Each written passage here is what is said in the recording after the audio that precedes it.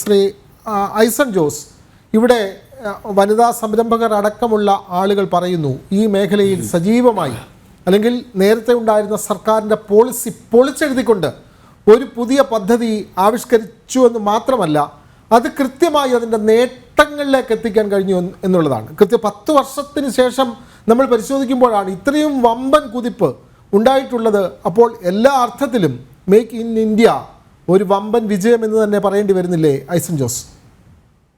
തീർച്ചയായും അതൊരു വമ്പൻ വിജയം തന്നെയാണ് മേക്ക് ഇൻ ഇന്ത്യ എന്ന കാര്യത്തിൽ സംശയമില്ല. കാരണം നമുക്കറിയാവുന്നതാണ്, ഇപ്പോൾ പല കണക്കുകളും നമ്മൾ പരിശോധിക്കുമ്പോൾ മനസ്സിലാക്കാൻ സാധിക്കുന്നു. അതായത് ഈസ് ഓഫ് ഡൂയിങ് ബിസിനസ് എന്ന് പറയുന്നതിൻ്റെ വേൾഡ് ബാങ്ക് റാങ്കിങ്ങിൽ ഭാരതം 2014 142 സ്ഥാനത്തായിരുന്നു.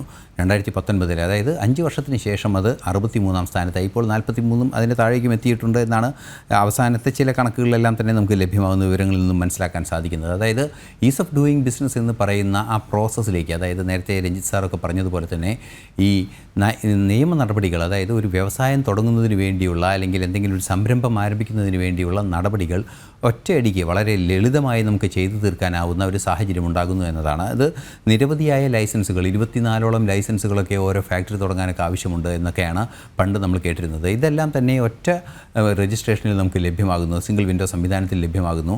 അത് കാലതാമസമില്ലാതെ ഉടൻ തന്നെ ലഭ്യമാകുന്നു. സ്വാഭാവികമായും അത്തരത്തിൽ കാലതാമസമില്ലാതെ ഇത്തരത്തിലുള്ള അനുമതികൾ ലഭ്യമാകുകയും ആ പ്രൊജക്ട് റിപ്പോർട്ടിൽ ഒരു കോൺഫിഡൻസ് ധനകാര്യ സ്ഥാപനങ്ങൾക്ക് വരികയും ചെയ്യുമ്പോൾ സ്വാഭാവികമായും നമുക്ക് ഫണ്ട് ലഭ്യമാകുന്നതിനെ അല്ലെങ്കിൽ ഇതിന് അനുസരിച്ച വായ്പകളും അതുപോലെ തന്നെ നിക്ഷേപങ്ങളും ലഭ്യമാകുന്നതിന് ബുദ്ധിമുട്ടില്ലാത്തൊരു സാഹചര്യമുണ്ട്.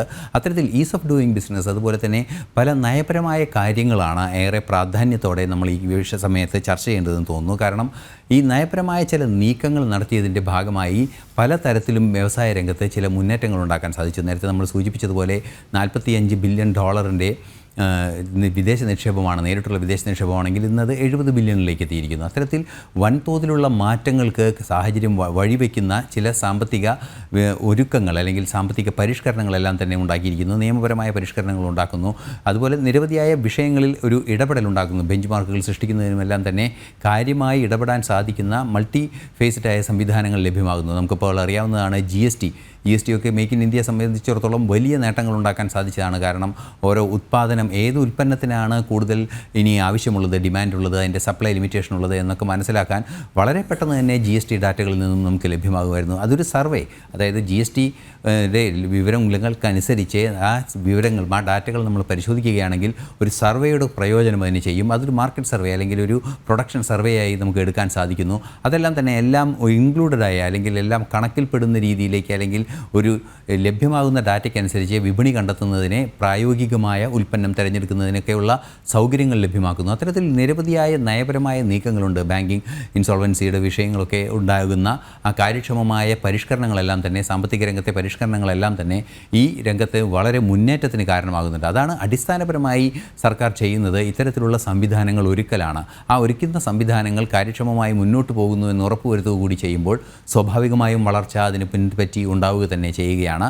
അത് ഈ പ്രതിരോധ നിക്ഷേപ രംഗത്തും പ്രതിരോധ കയറ്റുമതി രംഗത്തുമെല്ലാം തന്നെ അത്തരത്തിലുള്ള മാറ്റങ്ങൾ ഉണ്ടാക്കാൻ സാധിച്ചതും ഈ ഒരു പ്രത്യേകത കൊണ്ട് തന്നെയാണ് എന്നാണ് മനസ്സിലാക്കാനും സാധിക്കുന്നത്.